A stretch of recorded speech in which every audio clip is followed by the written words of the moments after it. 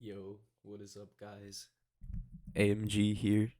Hoping you guys are having a great day. Sorry that I was supposed to upload this video a lot earlier, but just some stuff happened that I had to deal with. So yeah, I'm here though. So like I promised, I would be making an advanced guide on how to use my army so that you guys can learn from this.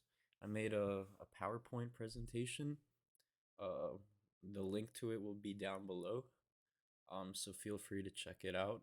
There will be a link to my army as well in the description. So feel free to check it out. Also join my Discord if you like. But yeah, let's get straight into it, okay? So basically I'm gonna be showing you guys this presentation, and then I'll be showing you guys a replay as the presentation's going on, so you guys can literally see what I mean when I'm talking about the presentation. Or yeah. So yeah, let's get straight into it here. So Advanced Dragon Riders Guide. Yeah. So a little overview for you guys.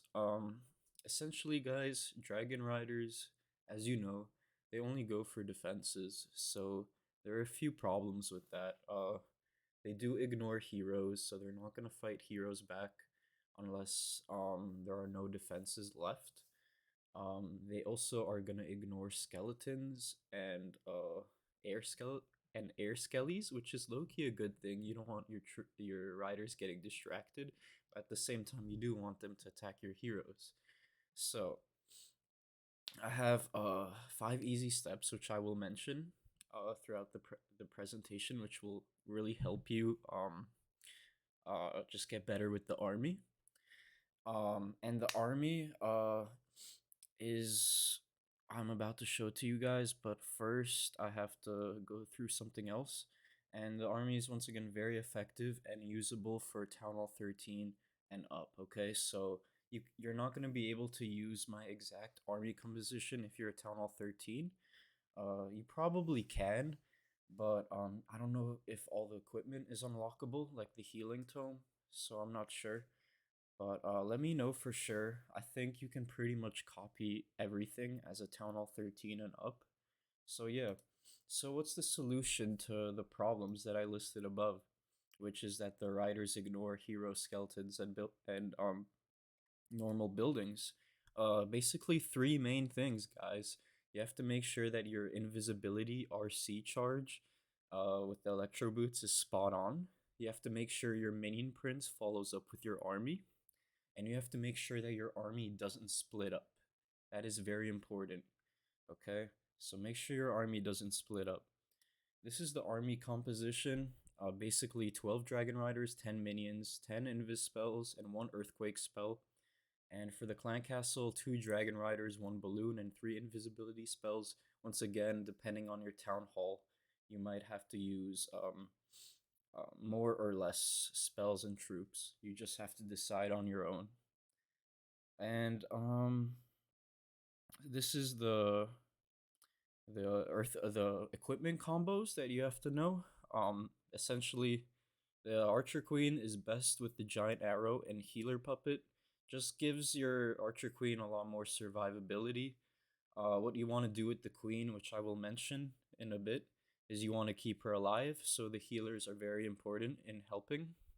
For the minion prince, you want to use the henchman puppet and the dark orb. You can try using the metal pants, but I do not recommend them as of right now. They're okay, but they don't really synergize well with the dark orb. Um, and yeah, for the royal champion, pretty self-explanatory. Electro boots is a must. If you want, you can use the haste vial if you don't have the rocket spear. However, rocket spear is much preferred. Just helps you save on invisibility spells, and it's just overall the better equipment choice. And for the warden, you want to use the healing tome and eternal tome. However, if you guys prefer the rage tome, you can go ahead and use it. There's nothing too much. There's not a huge difference. It's a matter of preference, to be honest. So yeah, we're gonna go into this next section here, and I'm gonna hop into a replay right after I finish talking about this. Okay. So this is the most important. I'm telling you guys, this is the most important step in your attack. This start, the Royal Champion charge. Uh, you have to look for high value defenses, which include spell towers, like poison spell towers, rage spell towers, invis spell towers. You want to try destroying those. Also, you want your Royal Champion to go into cluttered areas. What I mean by this is a lot of like defenses that are clumped together get stuck in the Royal Champion's aura for the Electro boots, so you will get a lot of value that way. Um, you're you also want to go for monoliths, ricochet cannons, multi archer towers, and air defenses. Uh, yeah. So another key tip, you probably guys already know this, but when a building is low on health, you want to make it invisible. It allows the aura of the RC to finish up the buildings. If the RC has high health, it's also okay to let her take some damage just because she has that regeneration. And once the last invisibility spell's deployed, you want to immediately use your giant arrow and attack. Okay, so now I'm gonna go ahead and show you guys this replay. Okay. Once again, hoping you guys are having a great day, but what I want to do in this video, guys, is just really explain what I mean here, okay? Um like when I show you guys this presentation, I want you guys to fully understand what I'm talking about, and the best way to do that is by also providing you guys with a replay. So, notice what I did. I dropped an earthquake spell in this clumped core, okay? What's the point of dropping the earthquake spell?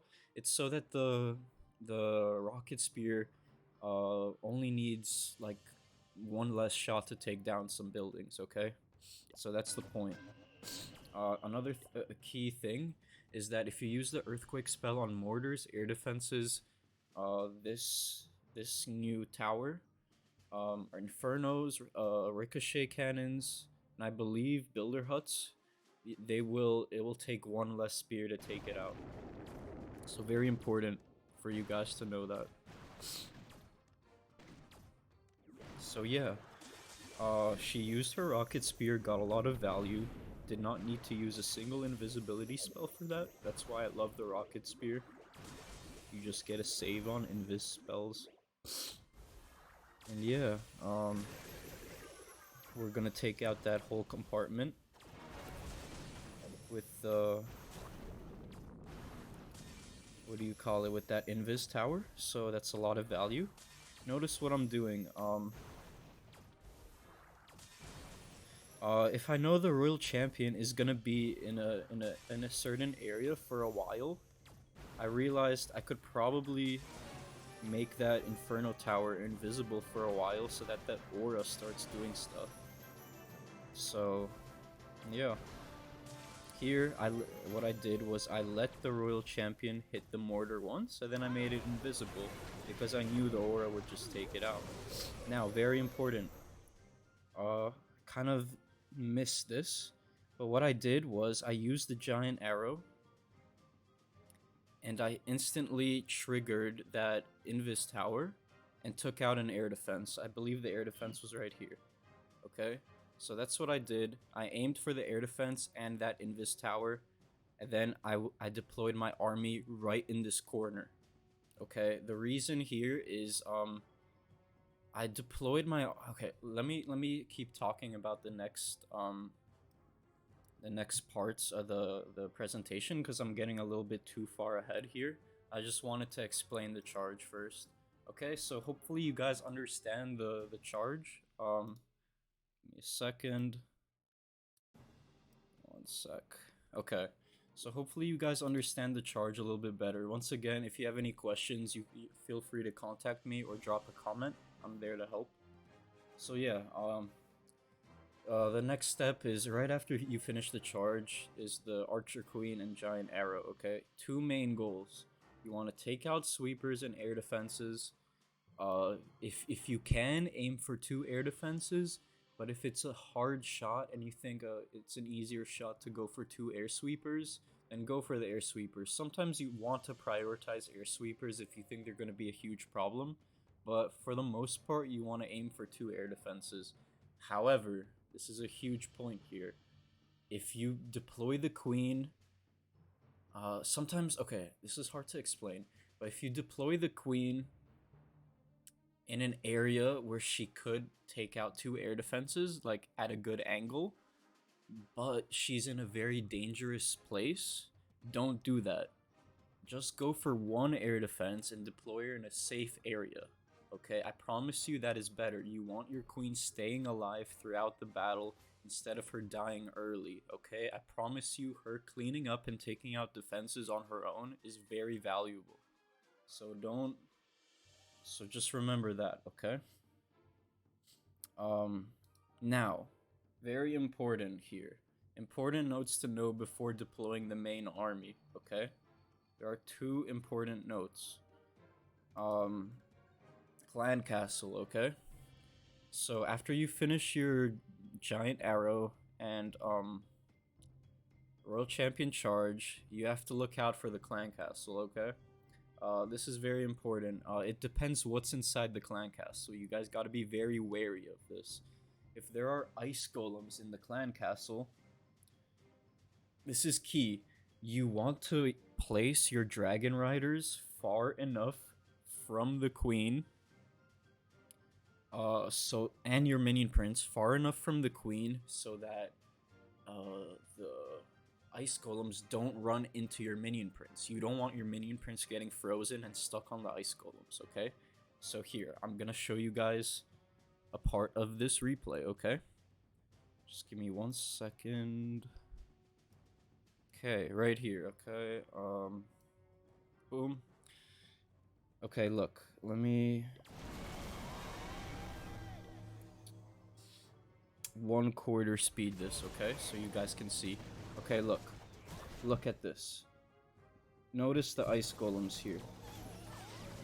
Notice the ice golems. My army is on this right side. My queen is a little bit further to the left. If my queen was somewhere here near the main army, why would that be an issue, guys? Like I said, the ice golems would move towards the queen and get in front of the Minion Prince here, okay? And guys, if the ice golems were to trip up the Minion Prince, it would be a totally different outcome. I'm telling you guys, this is huge to keep in mind. You guys don't want your Minion Prince getting stuck on those ice golems, okay? But we're getting a little bit out of hand here, with regards to, I mean, we're getting too far ahead of ourselves. Let's go back to the presentation here. Okay. Alright.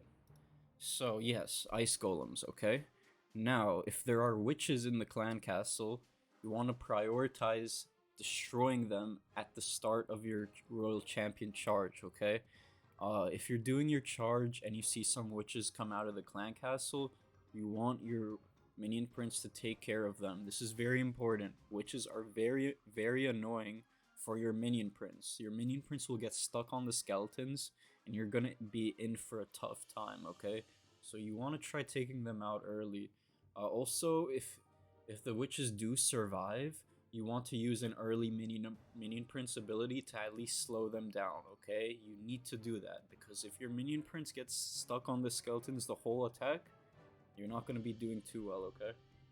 Okay, now, Super Drag, another key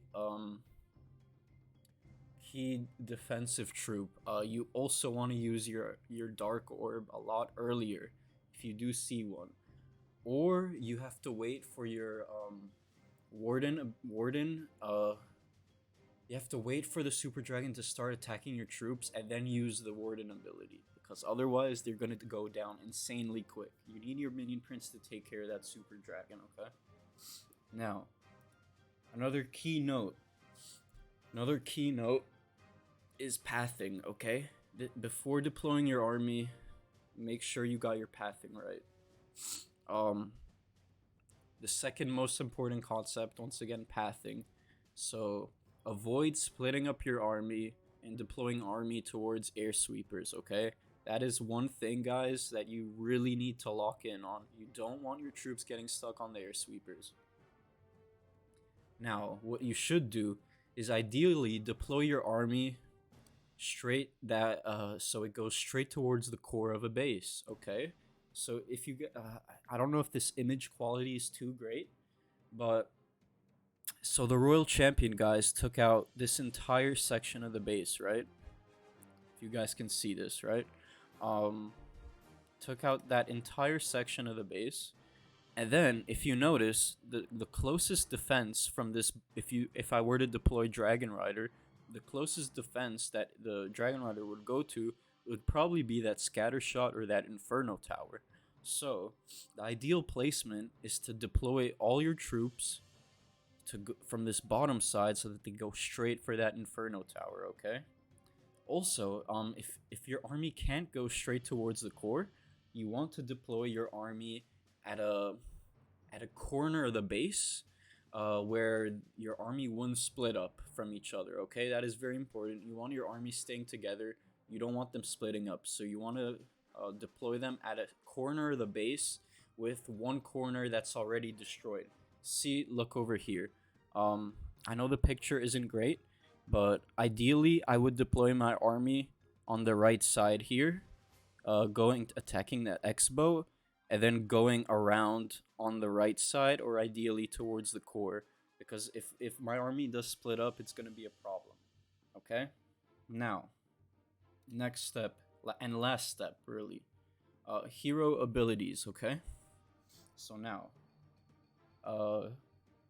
for your warden ability, you want to use it when most troops are under heavy fire. Okay, so this will usually happen in the core of a base, or when your troops are getting hit by like a monolith, several inferno towers, a super dragon in the clan castle, stuff like that. So that's when you want to use your warden ability. And you want to avoid using the warden ability way too early, and you want to pay attention to the health of your group as a whole, rather than 1, 2, or 3 dragon riders getting low. It's okay for 2 or 3 dragon riders to go down early, if it means you're saving your ability for the bulk of your army. Okay, so let me now go back to the replay. Sorry, this could be a little more seamless, I know. But look, so once I knew the town hall, the scatter shot, air defense, and multi-archer tower were all targeting my troops, I realized it would be a good time to use my warden ability. Then, let me go back to the slideshow. Sorry, 1 second. Okay, back to the slideshow. Next, Minion Prince ability. You want to use after your Eternal Tome, okay? Ideally, when the Eternal Tome is expiring, you want to use the Dark Orb. However, sometimes your Minion Prince, you can just tell he's not going to be positioned very well for a good ability. So it just depends where he's facing. If he's facing the middle of the base, like if he's facing the core of a base or a bulk of the defenses, you want to use it. So look, I wish there was a way I could like go back in time with the replay, but it is what it is. So here, okay, I didn't wait for the Eternal Tome to expire, but I used my Dark Orb when my Minion Prince was facing the core of the base. I didn't want to wait any longer, because then he would have shot the Dark Orb up to this top side and not freeze much at all. Here, he froze the Town Hall, the Air Sweeper, the Monolith, the Fire Spitter, and the Air Defense, okay? So, yeah. Now, I'm just gonna show you guys the end of this attack, okay? So, pretty much, guys, that's it. Another key concept is minions, okay? Sometimes you get low on time, and you have to use minions on the outskirts of the base to take down buildings. This is also why the Archer Queen staying alive is very important, you guys. You want your queen to stay alive to take out all the trash on the outside, okay? Okay, look, so here, very good attack. We did everything near perfectly, and like basically our entire army survives. I wanted to make sure I show you guys a good replay. And yeah, so the queen stays alive, does her thing, takes down that entire left side, the minions take down this entire right side, and we finish things off with about 30 seconds left. So, yeah, that's basically it. I'm gonna show you guys another replay and try and narrate the 4 steps that I mentioned as we work, okay? So number 1, what is the number 1 step? Your Royal Champion charge, right? Using the Earthquake spell effectively and the Rocket Spear effectively, okay? So that's the number 1 step. I'll be gonna try giving you guys advice as we move forward. Okay, where do we start from here?